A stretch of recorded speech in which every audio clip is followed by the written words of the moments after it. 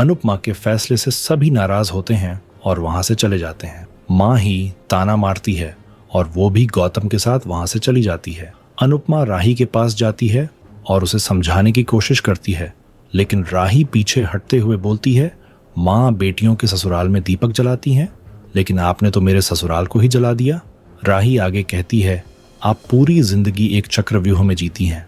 पहले मेरा दिल तोड़ती हैं, फिर मुझे मनाती हैं, लेकिन इस बार आपने बहुत बड़ी गलती कर दी है। प्रेम राही को रोकने की कोशिश करता है, लेकिन राही गुस्से में अनुपमा से कहती है, आप बहुत अच्छी हैं, लेकिन ये अच्छाई जब आपकी बेटी के काम ही नहीं आ सकती तो क्या फायदा ऐसी अच्छाई का। राही सवाल करती है, अपनी खुद की फैमिली को रोड पर लाके दूसरे की फैमिली का घर बसाना ये कहाँ की समझदारी है। वो ताना मारते हुए आगे बोलती है, पहले मुझे लगता था कि हमारी खुशियों को किसी की नजर लग जाती थी, लेकिन अब मुझे समझ आया कि वो नजर आपकी लगती थी।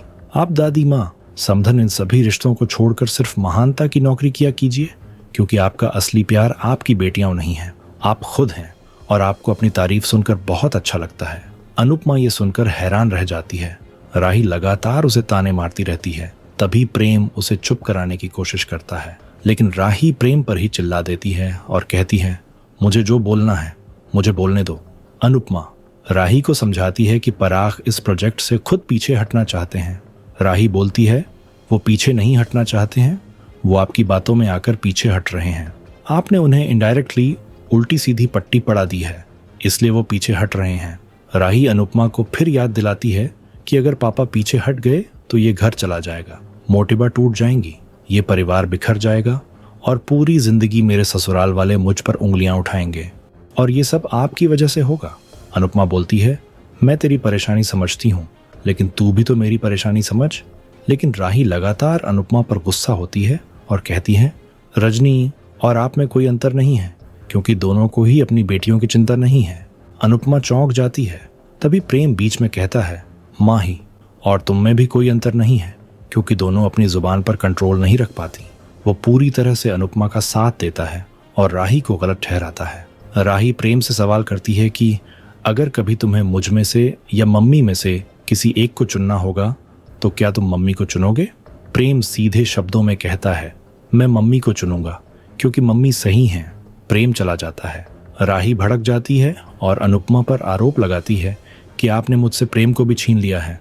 आप बचपन में भी मेरा दिल तोड़ रही थीं और आज भी तोड़ रही हो। दूसरी ओर तोशु और पाखी इस बात पर खुश होते हैं क्योंकि पराग कोठारी का घर नीलाम हो सकता है। तोशु कोठारी परिवार का मजाक उड़ाते हुए कहता है कि मम्मी खुद गरीब है और अब पराग को भी गरीब बना देगी। अंश इसका विरोध करता है और कहता है कि किसी की मजबूरी का मजाक मत बनाओ, वो लोग भी हमारे अपने हैं। पाखी कहती हैं कि क्या तुम भूल गए हो कि उन्होंने तुम्हारा कितना अपमान किया है। वो बताती है कि मोटिबा परी को स्वीकार करने को तैयार हो गई, लेकिन मम्मी नहीं मानी। तोशु कहता है कि अब कोठारी परिवार भिखारी परिवार बन जाएगा। अब मोटिबा किसी मंदिर में भीख मांगती हुई नजर आएंगी। तभी अनुपमा शाह हाउस पहुंचती है और तोशु को चप्पल से मारते हुए कहती है, जो लोग दूसरों की मुसीबत पर हंसते हैं, बाद में मुसीबत उन पर हंसती है। दूसरी ओर पराग बैंक मैनेजर से लोन के लिए पूछता है और कहता है, घर बचाने के लिए मैं अपनी हर संपत्ति और अपना हर शेयर गिरवी रखने को तैयार हूँ। मैनेजर कहता है कि लोन हो जाएगा, लेकिन मैं वादा नहीं कर सकता। राही ये सब सुन लेती है।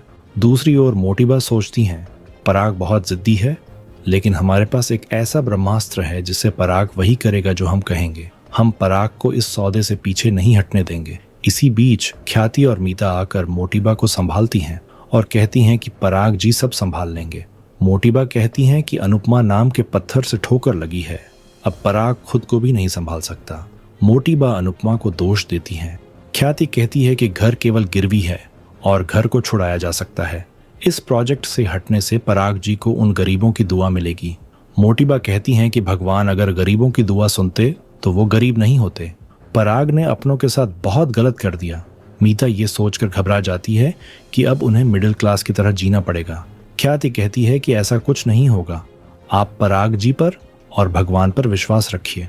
दूसरी ओर अनुपमा प्रार्थना को संभालती है। बाबूजी पूछते हैं कि अगर उनका घर चला गया तो क्या होगा। अनुपमा कहती है कि मैं किसी के साथ भी अन्याय नहीं होने दूंगी। अनुपमा प्रार्थना को समझाती है कि तुम अपने पिता पर गर्व करो कि उन्होंने फायदे की जगह न्याय को चुना है। मैं उन्हें ये युद्ध हारने नहीं दूंगी। तोशु और पाखी कहते हैं कि आप रजनी को कैसे हराएंगी? आप जमीन पर हैं और रजनी आसमान में है। अनुपमा कहती है कि आसमान में रहने वालों को जमीन पर गिरने का भय होता है। मैं इसी भय का फायदा उठाऊंगी। अनुपमा प्रार्थना से माफी मांगती है कि वो अपना किया वादा नहीं निभा रही। अंश और लीला कहते हैं कि आप जाइए, हम सब संभाल लेंगे। बाबूजी अनुपमा को तिलक करते हैं और कहते हैं कि तुम जाओ, पूरा परिवार तुम्हारे साथ है। सभी अनुपमा के लिए तालियां बजाते हैं। अनुपमा बाबूजी का आशीर्वाद लेती है और खुश होती है। दूसरी ओर राही ख्याति से कहती है कि मेरी मम्मी ने ही मेरा साथ नहीं दिया। मम्मी की वजह से हमारे घर की ये स्थिति है। ख्याति कहती है कि अनुपमा के आने से पहले ही पराग जी उस प्रोजेक्ट से पीछे हटने का निर्णय कर चुके थे। राही सोच में पड़ जाती है। ख्याति कहती है कि तुम्हें तो अनुपमा का साथ देना चाहिए कि वो इतनी बड़ी राजनेता के सामने अकेली खड़ी है। इसी बीच मीता घर छोड़कर अपने मायके जाने का फैसला करती है। ख्याति कहती है कि घर अपनों से बनता है। आज पराग जी को और मोटिबा को आपकी आवश्यकता है, तो आप घर छोड़कर कैसे जा सकती हो? राही मीता को समझाने लगती है। तभी मीता गुस्से में राही से कहती है कि तुम्हारी माँ की वजह से ये परिवार टूट रहा है। राही चौंक जाती है। दूसरी ओर अनुपमा मुंबई पहुंचती है और रास्ते में चलते हुए उससे पेपर्स गिर जाते हैं। वो पेपर्स उठाने लगती है। तभी रजनी वहां आती है और अनुपमा से कहती है कि तुम मेरे पैरों के नीचे हो। अनुपमा कहती है कि तुम्हारे पैरों के नीचे मैं नहीं, विद्या है। अगर विद्या का अपमान करोगी तो बहुत कठिनाई में पड़ जाओगी। रजनी कहती है कि मेरे विरुद्ध एक कदम बढ़ाने पर ही तुम तो ठोकर खाकर गिर गई। अनुपमा कहती है कि ठोकर खाकर भी मैं खड़ी हूँ। रजनी कहती है कि तुम अवश्य गिरोगी और तुम्हारा मामला बिखर जाएगा। अनुपमा कहती है कि मैं सब संभाल लूंगी। रजनी कहती है कि तुम अहमदाबाद जाकर आई हो, क्या कोई भी तुम्हारा साथ दे रहा है? तुम अकेली थी और अब अधिक अकेली होकर आई हो। रजनी पूछती है कि जिन्होंने तुम्हारे ऊपर से छत छीन ली, उनके लिए लड़कर तुम्हें क्या मिलेगा? मूर्ख मत बनो, ये तुम्हारी लड़ाई नहीं है। मुझसे हाथ मिला लो, मैं तुम्हें दुबई में बहुत शानदार घर दिलवाऊंगी। रजनी अनुपमा को समझाने लगती है कि तुम पुलिस, न्यायाधीश और वकील हर जगह से निकल जाओगी क्योंकि फैसला हो चुका है। अनुपमा कहती है कि मैं तो बेकार और असहाय हूँ, लेकिन तुम इतनी बड़ी नगर सेविका होकर मेरे लिए समय निकालकर क्यों आई हो?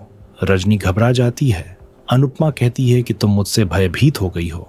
रजनी इनकार करती है और कहती है कि मैं नहीं डरती, मैं बहुत बड़ी नेता हूँ।